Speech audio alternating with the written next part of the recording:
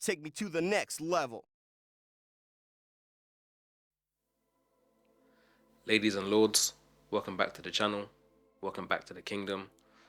We're on the road to 20 subscribers by the end of summer, 50 by the end of the year, so please like and subscribe and share the video as well. And yeah, another video today, another short discussion about the price point for the Nintendo Switch 2.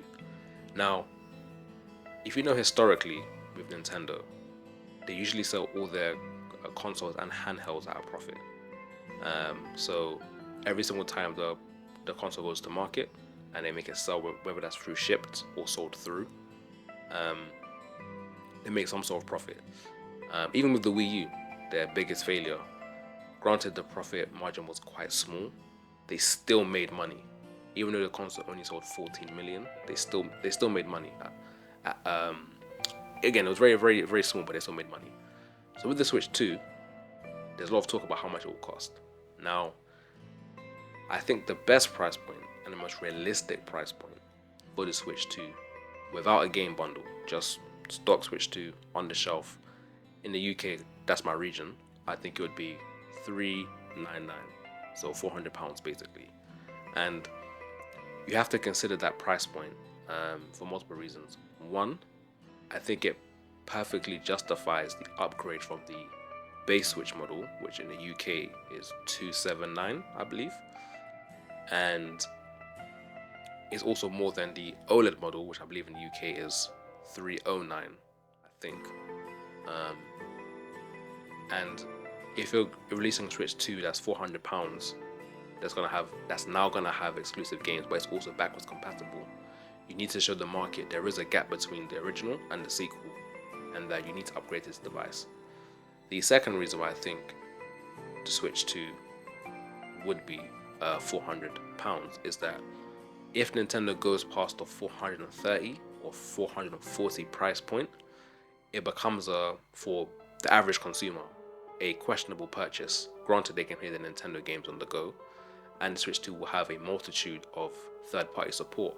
However, if you're going to make a console 440 or 450, it's only £50 away from the Series X and the PS5, and the PS5 has become the dominant default console in Europe, and PlayStation has been a default console in Europe for almost 25 years. I'd probably say almost 30 years in Europe. So when your console isn't as powerful as a PS5, but it's only £50 away, it does become a questionable purchase.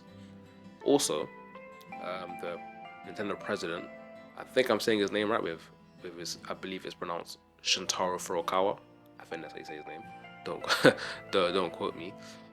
He mentioned in the financial briefing for this quarter with investors was that Nintendo are going to consider the price point very carefully for its customers, as they expect a certain standard of affordability, and I think that's a very key word: affordability.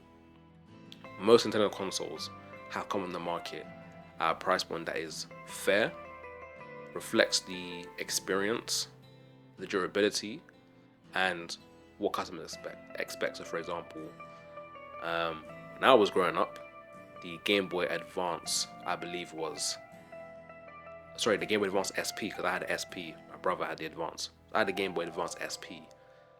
I believe that was £70, so £69.99 by itself, because that was the latest model before the Game Boy Micro. And the DS itself was the DS Lite, was at one point £100 or £99. And obviously the price would fluctuate during sales, so New Year sales or Christmas sales. And even with the 3DS, infamously it was £220, and then they cut the price to £170. Still quite pricey for a handheld, but what it was offering, new games, new experiences. It had AR function, stereoscopic 3D, so 3D without glasses, also backwards compatible with the DS, so it kind of worked out.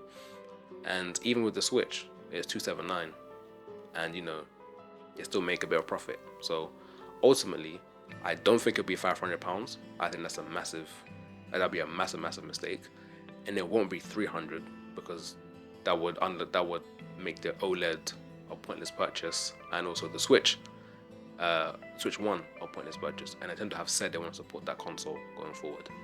So yeah, so I think taking everything to account, Nintendo's history, what the president has said, the market itself, when you compare the Switch to other gaming handhelds and Xbox and PlayStation directly, I think we're looking at £400.